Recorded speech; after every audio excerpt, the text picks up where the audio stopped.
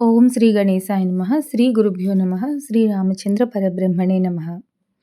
Hello పిల్లలు, నిన్న మనం ఎక్కడి వరకు చెప్పుకున్నాము కథని? శూర్పణఖ వెళ్ళి రావణాసురుని ఉసిగొలుపుతుంది కదా, నువ్వు ఎలాగైనా సరే వెళ్ళి సీతని తీసుకొచ్చి సీత నీకు భార్యగా ఉంటేనే బాగుంటుంది అని చెప్పేసి రావణాసురుడు ఏం చేస్తాడు? మారీచుడి దగ్గరికి వెళ్తాడు. మారీచుడికి చెప్తాడు, నువ్వు బంగారు జింకలా వెళ్ళు అని. మారీచుడు ఒప్పుకోడు, నచ్చ చెప్పాలని ప్రయత్నిస్తాడు, నువ్వు రాముడి జోలికి వెళ్ళకు అని. అయినా వినడు రావణాసురుడు. నువ్వు వెళతావా వెళ్ళవా, నేను రాజుని, నేను చెప్తున్నాను, నువ్వు విను అంటాడు. ఇంకా చివరికి మారీచుడు ఏమంటాడు? సరే చేస్తాను అని ఒప్పుకుంటాడు. ఎందుకంటే రావణాసురుడు అంటాడు అనమాట, నువ్వు చేయకపోతే నేను నిన్ను చంపేస్తాను అని. నీ చేతుల్లో చచ్చిపోవడం కన్నా రాముడి చేతుల్లో చచ్చిపోవడమే నయం అనుకొని మారీచుడు ఏం చేస్తాడు? ఒక బంగారు జింకలాగా మారిపోతాడు, గోల్డెన్ డియర్గా. దాని కొమ్ములు ఉంటాయి కదా ఆ జింకకి, ఆ కొమ్ములు కూడా ఎలా ఉన్నాయి తెలుసా? మంచి మంచి రత్నాలు, వజ్రాలు అంటే డైమండ్స్ ఇవన్నీ పెట్టినట్టు ఉన్నదట ఆ కొమ్ములకి. దాని బాడీ అంతా గోల్డెన్ కలర్లో ఉన్నదట. డియర్ ఒంటి మీద చూడండి, జింక ఒంటి మీద చిన్న చిన్న చుక్కలు ఉంటాయి కదా, తెల్ల తెల్ల చుక్కలు. ఈ బంగారు జింక ఒంటి మీదట సిల్వర్ స్పాట్స్ ఉన్నాయన్నమాట, వెండి చుక్కలు లాంటివి ఉన్నాయట. ఎంత ముద్దుగా ఉందోట ఆ జింక తెలుసా? కళ్ళేమొచ్చి కలువ పువ్వుల్లా ఉన్నట్టు, లోటస్ ఫ్లవర్స్లా ఉన్నాయట. అంటే అంత అందంగా ఉందన్నమాట, బుజ్జిగా ముద్దుగా, ఎంత బాగుందోనట ఆ జింక. అంత అందమైన జింకలా మారిపోయి ఏం చేశాడట మారీచుడు? వీళ్ళ కుటీరం ఉన్నది కదా, సీతారాముల కుటీరం, ఆ కుటీరం దగ్గరికి వెళ్ళి సీతాదేవికి కనిపించేలాగా అక్కడక్కడే తిరుగుతోంది, ముద్దు ముద్దుగా తిరుగుతోంది. అక్కడ గడ్డి తింటున్నట్టు, బుజ్జి బుజ్జిగా అక్కడే అడుగులు వేస్తున్నట్టు, అలాగ సీతకి ఎలాగైనా అది కనిపించాలి అన్నట్టు ఆ చుట్టుపక్కల దగ్గరలోనే తిరుగుతోందిట. మొత్తానికి సీతాదేవి కుటీరం బయటికి వచ్చిందట, ఈ జింకని చూసిందిట. అబ్బా ఎంత బాగుందో జింక అనుకుందిట. అనుకొని రాముడిని పిలిచిందట, నాకు ఆ జింక కావాలి అని. సరే అన్నట్ట రాముడు. అప్పుడు వెంటనే అక్కడున్న లక్ష్మణుడు వచ్చి అన్నట్ట, అదేంటి ఇలాంటి జింక అసలు ప్రపంచంలోనే ఉండదు, బంగారు జింక ఉండడం ఏంటి, ఇదేదో రాక్షస మాయలాగా ఉన్నది అని చెప్తాడు. అప్పుడు రాముడు అంటాడనమాట, లేదు, ఒకవేళ కానీ ఇది రాక్షస మాయ అయితే నేను ఆ జింకని చంపేస్తాను, లేకపోతే తీసుకొస్తాను అంటాడు. రాముడికి కూడా తెలుసు అది రాక్షస మాయ అని. ఎందుకంటే వాళ్ళకి తెలుసు మారీచుడనే రాక్షసుడు ఈ అడవిలోనే తిరుగుతున్నాడు, వాడు కామరూపి. కామరూపి అంటే కావలసిన వేషంలో మారిపోగలడు, వాడే అయి ఉంటాడు అని లక్ష్మణుడు అంటాడు. రాముడికి కూడా అనుమానం వస్తుంది. కానీ సీతాదేవి అడిగింది కదా, సరే చూద్దాం ఈ జింక సంగతి అని అనుకుంటాడు. అనుకొని ఏమంటాడు లక్ష్మణుడితో, లక్ష్మణ నువ్వు ఇక్కడే ఉండు, సీతాదేవిని జాగ్రత్తగా చూస్తూ ఉండు. ఎందుకంటే ఇక్కడ ఈ దండకారణ్యంలో బోల్డ్ మంది రాక్షసులు ఉన్నారు కదా, కాబట్టి జాగ్రత్తగా చూస్తూ ఉండు, నేను ఈ జింక పని చూస్తాను అంటాడు. ఎందుకంటే ఈ జింక అప్పటికే కొంచెం ముందుకు వెళ్ళి పారిపోతున్నది అనమాట. రాముడు కూడా ఆ జింక వెనకాతల వెళ్ళాడు. మారీచుడు అసలు ఉద్దేశం అదే కదా, ఆ మాయలేడి వేషంలో ఉన్నటువంటి మారీచుడు వాడి ప్లాన్ ఏంటి? దూరంగా రాముడిని ఇక్కడి నుంచి తీసుకెళ్ళిపోవాలి, లక్ష్మణుడిని కూడా ఇక్కడి నుంచి తీసుకెళ్ళిపోవాలి. అప్పుడు అక్కడ దాంకొని ఉన్నాడు కదా రావణాసురుడు, వచ్చి సీతను ఎత్తుకుపోదాం, ఇది కదా వీళ్ళ ప్లాన్. కాబట్టి ఏం చేసేట, ఆ ఆశ్రమం ఎప్పుడైతే సీతాదేవి చూసి నాకు ఆ జింక కావాలి అని అన్నాదో అప్పుడు ఆ ఆశ్రమం నుంచి దూరంగా పరిగెట్టేట. రాముడు జింకని వెంటబడుతున్నట్ట. ఆ జింక చాలా స్పీడ్గా పరిగెడుతోంది. ఒకసారి దొరుకుతున్నట్టే దగ్గరికి వస్తున్నదిట, ఇంకోసారి దూరంగా స్పీడ్గా పరిగెట్టేస్తున్నట్టు. ఇలా రాముడిని చాలా దూరం తీసుకెళ్ళిపోయిందనమాట, వాళ్ళ పర్ణశాల దగ్గర నుంచి, అంటే వాళ్ళ కుటీరం ఉంది కదా అక్కడి నుంచి. అయితే అలాగే పరిగెడుతున్నట్ట రాముడు. ఇంకా చివరికి ఏం చేసేట రాముడు, ఈ జింక పని చెప్పాలి, ఇదేదో మాయలాగే ఉన్నది అనుకొని ఒక బాణం తీసి ఆ జింక మీదకి వేసేట, గురి చూసి కొట్టేట. అంతే, వెంటనే అది ఆ జింకకి తగిలింది. తగలగానే ఆ మాయ రూపం కాస్త పోయి మారీచుడు రాక్షసుల్లాగా ప్రత్యక్షం అయిపోయి ఏం చేశాడట, గట్టిగా అరుస్తూ, ఆ దెబ్బ తగిలింది కదా, అరుస్తూ కింద పడిపోతున్న వాడల్లా ఏమని అరిచాడో తెలుసా? ఆ సీత, ఆ లక్ష్మణ అని రాముడి వాయిస్లో అరిచాడట. రాముడి గొంతు లాగా వినిపించేలాగా అరిచాడట. మాయ కదా, అన్నీ తెలుసు ఆ రాక్షసుడికి. ఆ సీత, లక్ష్మణ అని గట్టిగా అరుస్తున్నట్ట. కాపాడండి అని అరుస్తూ కింద పడి చచ్చిపోయాడట. వెంటనే ఒక్కసారిగా రాముడికి లక్ష్మణుడి మాటలు గుర్తొచ్చాయి. లక్ష్మణుడు చెప్పినట్లే జరిగింది, వీడు మారీచుడే అని రాముడికి ఆ అనుమానం ఉన్నది కదా, అది కాస్త నిజమే అని అర్థమైంది. కానీ ఒక్కసారి మళ్ళీ భయపడ్డాట. ఇలాగ నా గొంతులో పిలిచాడు సీతా లక్ష్మణ అని, కాబట్టి లక్ష్మణుని కూడా అక్కడి నుంచి ఇక్కడికి రప్పించేయాలన్న ఉద్దేశం ఏదో ఉన్నట్టుంది. అమ్మో, నా సీత ప్రమాదంలో ఉన్నది అన్న విషయం తెలిసి ఒక్కసారిగా రాముడికి కూడా అనిపించి ఏం చేశాడంట, వెంటనే పరిగెట్టుకుంటూ మళ్ళీ కుటీరం వైపు రావడం మొదలుపెట్టాడట. ఈలోపు ఏమైందిట, ఈ హా సీత, హా లక్ష్మణ అన్న అరుపులు వినిపించాయి కదా. మారీచుడు అరిచిన రాముడు గొంతులో అరిచాడు. సీతాదేవి ఆ మాటలు విని వెంటనే భయపడిపోయి లక్ష్మణుడితో అందిట, వెళ్ళు, వెంటనే మీ అన్నయ్య ఎక్కడున్నారో చూడు అని. అంటే వెంటనే లక్ష్మణుడు అన్నట్ట, లేదమ్మా, అది రాముడు కాదు, ఇదంతా రాక్షస మాయే. ఎప్పటి నుంచి అయితే ఈ కరదూషణులందరినీ మనం చంపేమో అప్పటి నుంచి రాక్షసులందరూ పగబట్టి ఉన్నారు. ఏ సమయంలో అయినా ఏ విధంగా అయినా మనకి కీడు తలపెట్టచ్చు, మనకి బ్యాడ్ చెయ్యొచ్చు. రాముణ్ణి ఎవ్వరూ ఏమీ చేయలేరు, నువ్వు భయపడద్దు, ఇదంతా కేవలం మాయ అంతే. రాముడు మా అన్నయ్య నిన్ను జాగ్రత్తగా చూసుకోమని చెప్పాడు కాబట్టి నేను అస్సలు నిన్ను ఒక్కతిని వదిలి వెళ్ళను, నేను ఇక్కడే ఉంటాను అని చెప్పాడంట. కానీ సీత ఆ మాటలకి విని చాలా కోపం వచ్చిందట ఆవిడికి. ఎందుకంటే ఆవిడకి ఏమనిపించింది, రాముడే ఆపదలో ఉన్నాడు, రాముడేదో కష్టంలో ఉన్నాడు, లక్ష్మణుడు వెళ్ళడం లేదు అని ఇంకేం చేసిందంట, కోపంతో ఆవిడ భయంతో కూడా ఉన్నది కదా, అరుపులన్నీ విని వెంటనే అన్నదట, ఏం లేదు, నువ్వు చెడ్డవాడివి, నువ్వు రాముడు వెనకాతలు ఉన్నావు కానీ నిన్ను భరతుడే అలా ఉండమని పంపించాడు, నువ్వు రాముడికి ఏదో ఆపద తలపెట్టాలనుకుంటున్నావు కాబట్టి అందుకే నువ్వు వెళ్ళనంటున్నావు అని చెప్పేసి అలాగా అంటుందన్నమాట సీతాదేవి. ఎందుకంటే ఆవిడ భయం అనమాట. ఆ టైంలో ఆవిడకి ఏంటంటే ఆలోచన ఏమీ పని చేయలేదు. మనం అంటాం కదా, మైండ్ బ్లాంక్ అయిపోతుంది అని, అలాగైపోయింది అనమాట ఆవిడకి. ఎందుకంటే మరి లక్ష్మణుడు ఎంత మంచివాడో సీతాదేవికి తెలీదా చెప్పండి.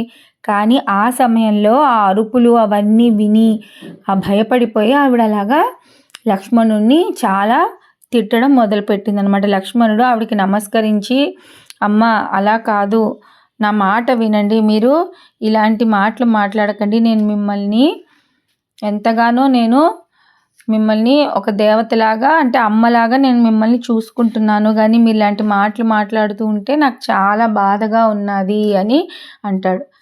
అన్నా కూడా సీతాదేవి ఒప్పుకోదన్నమాట. నువ్వు ఎలాగైనా సరే వెళ్ళి తీరాల్సిందే, నువ్వు వెళ్ళకపోతే నేను చనిపోతాను అంటుంది.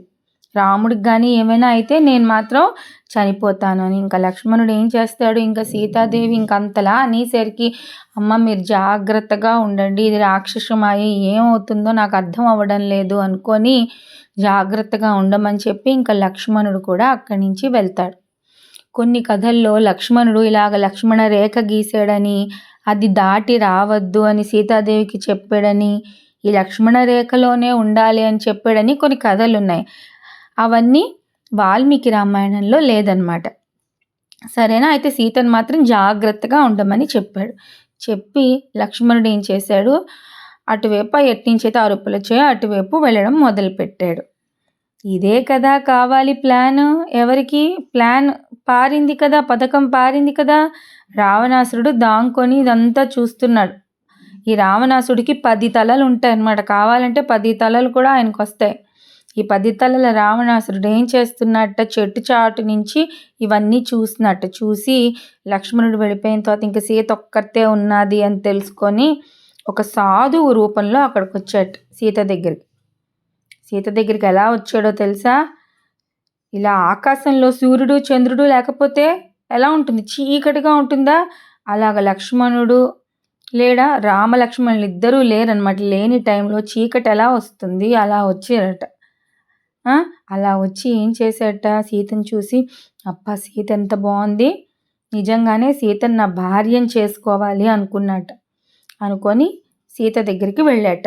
సీత ఏమనుకుందంట, సాధువు, నిజమైన సాధువు అనే అనుకుందట. పూర్వం రోజుల్లో ఇలా సాధువులు వాళ్ళు, ఋషులు వాళ్ళ ఇళ్ళకి వస్తే పళ్ళు భోజనం అవన్నీ పెట్టి వాళ్ళకన్నీ సర్వీస్ చేయాలి, సేవ చేయాలి. కాబట్టి సీతాదేవి ఏమనుకుంది, నిజమైన సాధువే అనుకొని పళ్ళు తీసుకొచ్చి ఇచ్చిందిట. కానీ రావణాసురుడు ఆ పళ్ళు తీసుకుంటూ నిజస్వరూపం చూపించాడు ఒక్కసారిగా, హహహ నవ్వుతూ. పెద్ద రాక్షసుల్లాగా రావణాసురుల్లాగా మారిపోవడం చూసి సీతాదేవి చాలా భయపడిపోయిందట. ఎవరి రాక్షసుడు అని. అప్పుడు చెప్పాడట, నేను రావణాసురుడిని, లంకాధిపతిని. నువ్వు ఇంత అందంగా ఉన్నావు, ఏమిటి అడవిలో ఉన్నావు, ఇలా నారచీరలు కట్టుకున్నావేమిటి, నువ్వు నన్ను పెళ్లి చేసుకో, బంగారు పట్టణం లంకకి నిన్ను మహారాణిని చేస్తాను అంటే సీతాదేవి కోప్పడిందంటే, ఏం మాట్లాడుతున్నావు నువ్వు, నా భర్త రాముడికి నువ్వు ఏ మాత్రం సాటి రావు అని.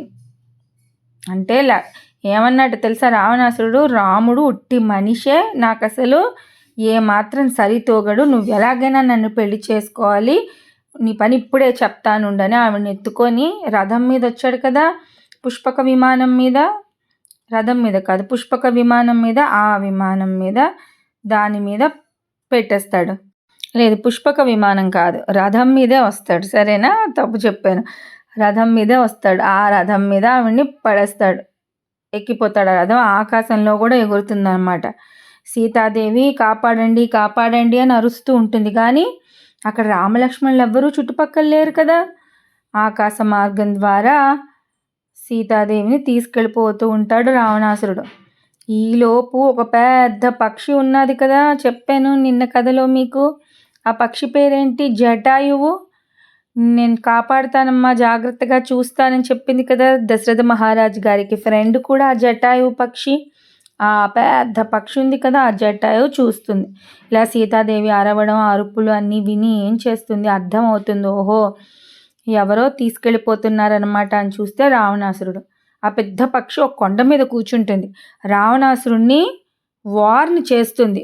ఎవరిని తీసుకెళ్ళిపోతున్నావు, నువ్వు సీతను తీసుకెళ్ళిపోతున్నావు. సీత ఎవరో తెలుసా, రాముడి భార్య. రాముడు కానీ నీ సంగతి తెలిసిందా, నీ పని అయిపోతుంది. మారీచుడు అదే కదా చెప్పాడు, సీతను తీసుకెళ్లకు, రాముడి చేతిలో నీ పని అయిపోతుంది, నీ వంశం అంతా నాశనం అయిపోతుందని. అదే మాటలు మళ్ళీ జటాయువు కూడా చెప్తాడు. కానీ రావణాసురుడు వినడు. ఇంకా జటాయువు ఏం చేస్తుంది, రావణాసురుడితో ఫైటింగ్ చేస్తుంది అనమాట. కలబడుతుంది. ఎంత ట్రై చేసినా రావణాసురుడిని ఆపలేకపోతుంది. చివరికి రావణాసురుడు ఏం చేస్తాడో తెలుసా, కత్తి తీసుకొని ఆ పక్షి 2 రెక్కలు కోయిస్తాడు. అంతే, రెక్కలు లేకపోతే పక్షి ఎగరగలదా? ఆ పెద్ద పక్షి కాస్త ఆకాశంలో గిరగిరా తిరుగుతూ కింద పడిపోతుంది పాపం ఆ పక్షి. సీతాదేవిని ఇదంతా చూసి ఆవిడ ఇంకా మూర్ఛపోతుంది. మళ్ళీ కొంతసేపటికి తెలివి తెచ్చుకొని ఆకాశ మార్గంలో తీసుకెళ్ళిపోతున్నాడు కదా రావణాసురుడు. రామ రామ అని గట్టిగా అరుస్తూ ఉంటుంది. రావణాసురుడిని బతిమలాడుతుందని, వదిలి అని. రాముడు నీ పని పడతాడు అని బెదిరిస్తుంది, బతిమలాడుతుంది. ఏం చేసినా రావణాసురుడు వినడు. ఇక చివరికి ఆమె ఏం చేస్తుంది తెలుసా, ఎలాగైనా సరే రాముడికి నా జాడ తెలియాలి, నేను ఎక్కడున్నానో తెలిస్తేనే కదా రాముడు వచ్చి ఆవిడని కాపాడగలడు. వెంటనే ఆవిడ ఏం చేస్తుంది తెలుసా, ఆవిడ చీరని కొంచెం చించి ఆ చీర ముక్కలో ఆవిడ నగల్ని కొన్ని మూట కట్టేసి అక్కడ ఒక పర్వతం మీద 5 కోతుల్లాంటివి ఉంటాయి, వానరాలు. ఆ వానరుల మధ్యలో పడిస్తుంది. ఈ రావణాసురుడు ఏం చేస్తాడు, చూడడు అనమాట ఇలా ఆవిడ పడియడం. ఇంక ఈవిడెవ్వరూ కాపాడడానికి లేరనుకొని వాడు హాయిగా ఏం చేస్తాడు, సీతాదేవిని మొత్తానికి లంకా పట్టణానికి తీసుకెళ్ళిపోతాడు.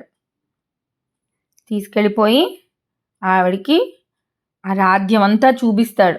ఆవిడ చూస్తుంది అంటే ఆవిడ ఏడుస్తూనే ఉంటుంది ఒకవైపు, కానీ వీడు గొప్పలు చూపించుకుంటూ ఉంటాడు రావణాసురుడు. నా ప్యాలెస్ ఇలా ఉన్నది, నా కోట ఇలా ఉన్నది, ఇలా చూడు అలా చూడని రావణాసురుడు అవన్నీ చూపిస్తూ ఉంటాడు. కానీ సీతాదేవి అస్సలు రావణాసురుడు వైపు కూడా చూడదు.